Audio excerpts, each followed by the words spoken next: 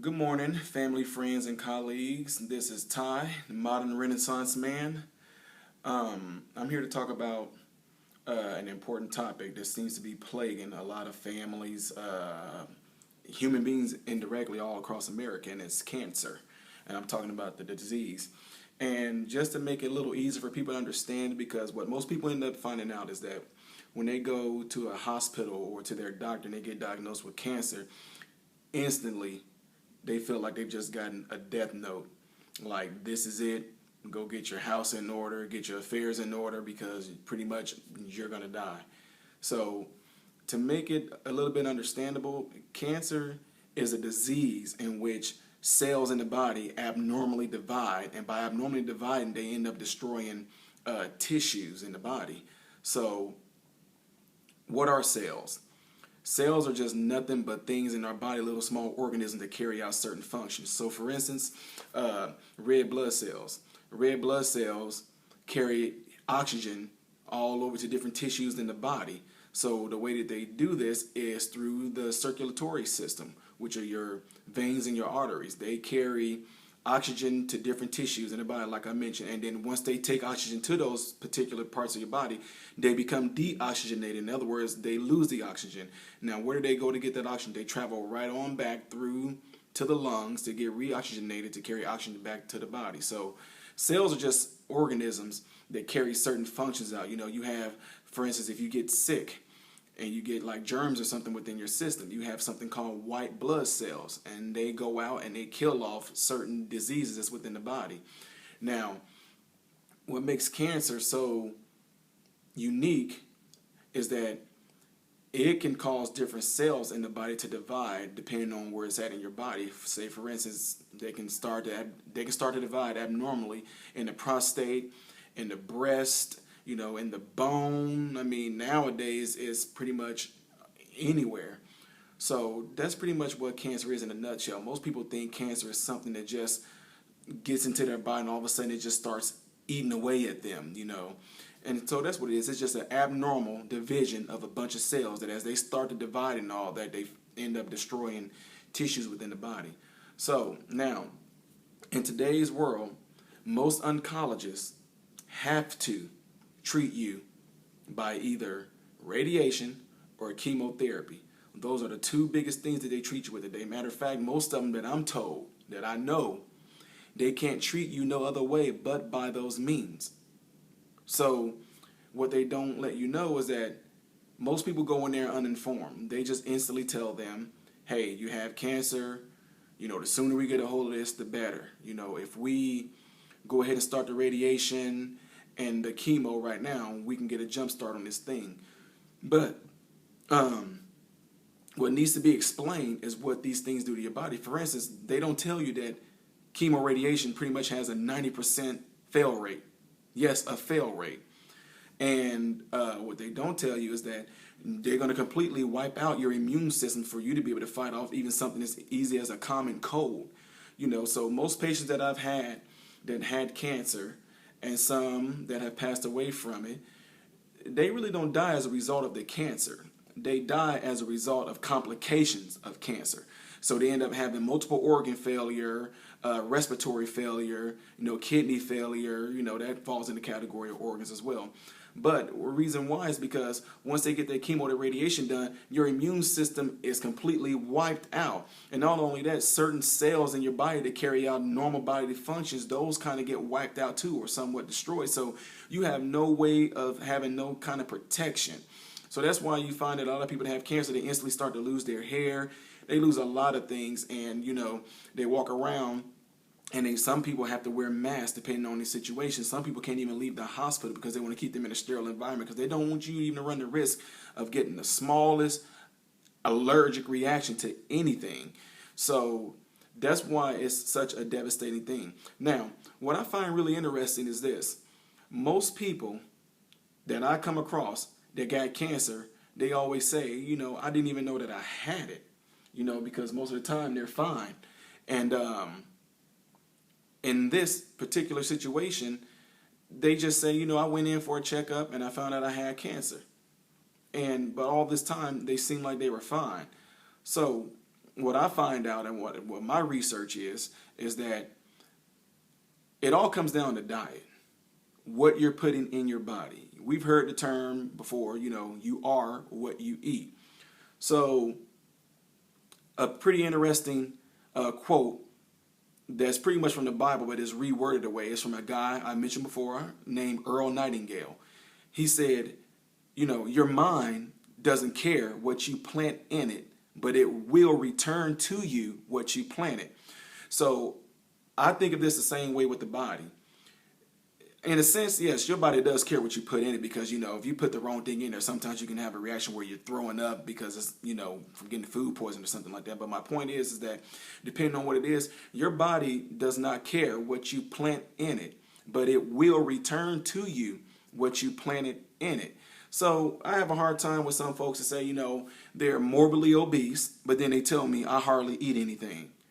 You do eat something. You're eating something because otherwise no one gets fat if you don't eat. Matter of fact, it's the opposite. If you don't eat, you get skinny, anorexic. So anyway, to get back on topic, when it comes down to this cancer thing is that it's a huge money maker, okay? That's what it comes down to. It's a huge billion-dollar industry, and no one would sit there and think that something as simple as fruits and vegetables would be the thing to get rid of these cancer cells.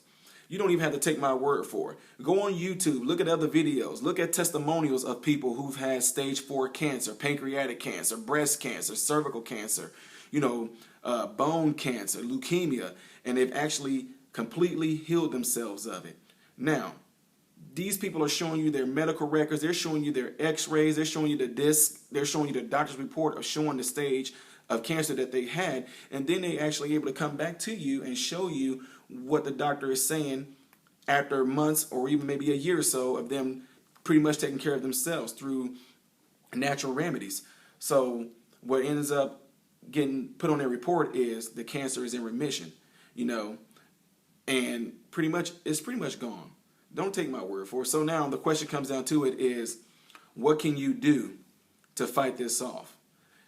What you need to do, if you're really serious about this, and I don't know what stage of your life or what stage this cancer is with you, but you have to take the initiative in your mind to want to live. Now, what do I mean by that? I don't mean simply by you telling me. I know everybody wants to live, but what I'm saying is that you're going to have to show me through your actions how bad you want to live. Are you going to take what I'm saying to you to heart? Are you going to apply this to your life? Are you going to do these things faithfully? So, one of the first things I do when it comes to people that want to help get rid of cancer, and it's not just for cancer, it's for a wide range of different ailments that you might have, is you have to invest in a juicer. I know we heard this all across the plane before. I know you've seen videos and all that, infomercials, and the first thing we think is that they're trying to sell us something, which they are, but they're actually trying to sell you your life back. You've seen different celebrities that actually had cancer before. There's one guy, his name is big on, I think his name is Jack, but he has his own personal juicer with his signature on it because it saved his life from cancer. So the first thing you have to do, you have to invest in a juicer. That's going to be the kickstart of getting this thing going. Matter of fact, it's pretty much the backbone of you healing yourself of your different ailments. So you have to invest in that. The next thing is you're going to have to change your diet. Okay? You're going to just have to. In fact, depending on who it is that come to me wanting to really get their lives together, that they don't want to die or they just sick of being sick, I instantly tell them, we got to get rid of meat right from the beginning. I'm not saying that you will never be able to eat it again. I'm just saying right now at this point that you're trying to heal from this ailment that you have, we have to get rid of the meat. We got to flood the system with nutrition, vitamins, and minerals, and enzymes. That's what we have to do.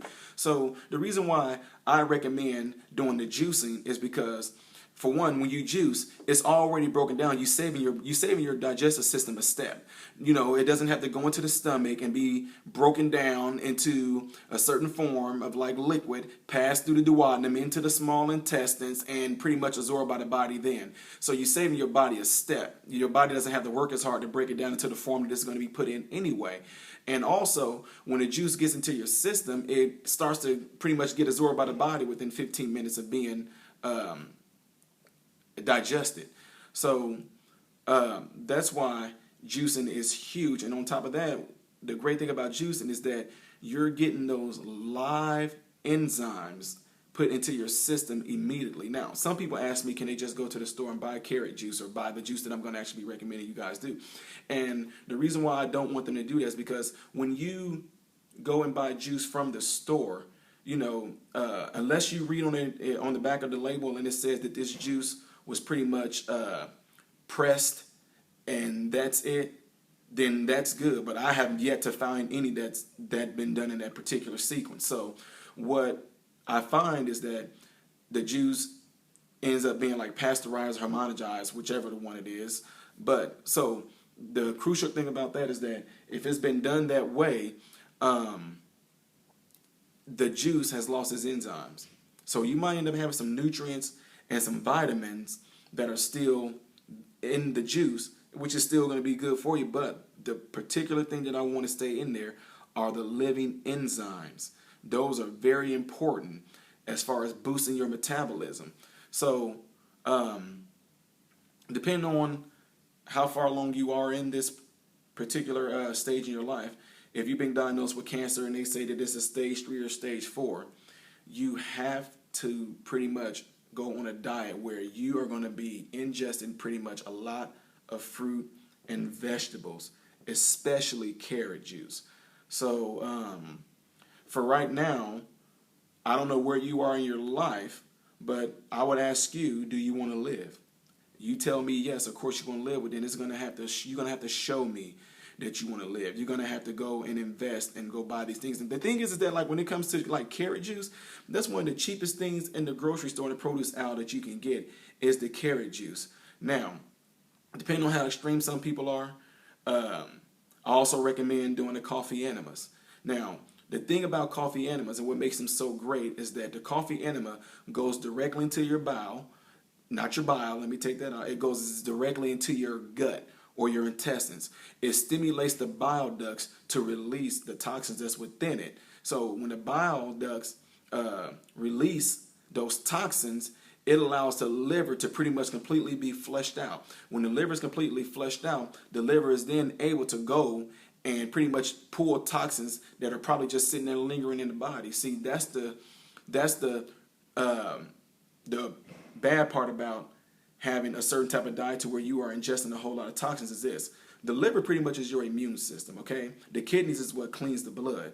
So the liver have something called attached to them called lymph nodes. These lymph nodes branch out of your body just like the veins and the arteries do, but they branch out from the liver.